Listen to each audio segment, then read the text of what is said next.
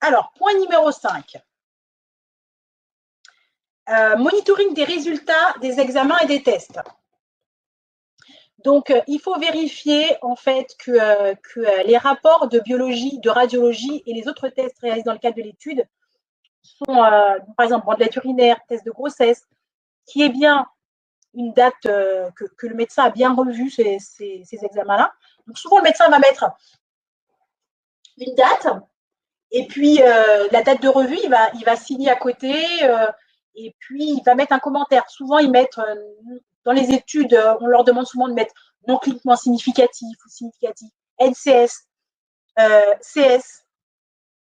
NCS, ça veut dire non cliniquement significatif, ou CS, ça veut dire cliniquement significatif. Donc là, le médecin va mettre ces informations-là. Alors, il faut savoir que c'est une fac qui date Frequent Asked Question, donc c'est foire aux questions, qui date de l'ancien NAFSAPS. Alors, pour certains qui ne connaissent pas, qui ne sont pas là depuis très longtemps dans la differmaceutique, avant le problème, il y a eu un souci dans la differmaceutique et l'AFSAPS est devenu l'ANSM. Et à l'époque, l'AFSAPS avait fait une fac dans laquelle ils avaient dit que ce n'était pas obligatoire que le médecin signe, date, commente ce document à partir du moment où il commentait dans son compte-rendu. Alors, il y a beaucoup de promoteurs américains qui exigent ça, mais concrètement, ce n'est pas une obligation. Le problème, c'est que si le médecin n'est pas assez précis dans son compte-rendu, eh ben, c'est un peu délicat. Est-ce que vous avez bien compris ce qui est demandé, etc.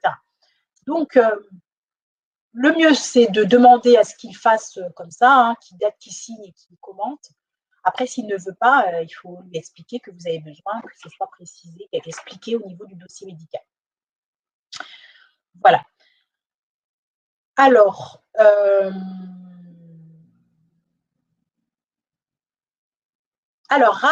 Rahamata demande du coup, je ne me rappelle plus, est-ce que les codes, on doit les demander beaucoup de temps à l'avance avant le monito? En général, c'est quelque chose qui se discute au moment de la sélection, de la visite de présélection ou sélection, voire la visite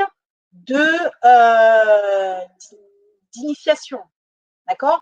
Donc, c'est à ce moment-là que vous demandez, ben voilà, j'aurais besoin de codes pour le monitoring, et puis elle va commencer à préparer avec le service informatique des codes pour que vous ayez des codes. Oui, tout à fait. Amy dit oui, il faut demander dès la mise en place ces codes, car cela peut être très long. Alors, quand je dis à moment de la sélection, vous ne demandez pas les codes au moment de la sélection parce que vous ne savez même pas s'ils sont très sélectionnés. Mais quand je parle de ça, vous pouvez demander comment. Vous devez demander comment ça va se passer. Est-ce que vous allez avoir des codes? Ce type de choses.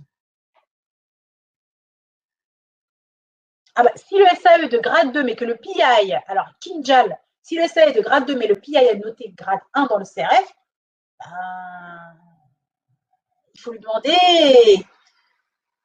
c'est quoi cette discrepancy? En gros, pourquoi il y a une incohérence? Il faut lui poser la question et à ce moment-là, il va faire la correction. Probablement, la correction sera faite dans le CRF. Je ne sais pas. Là, c'est à voir avec lui.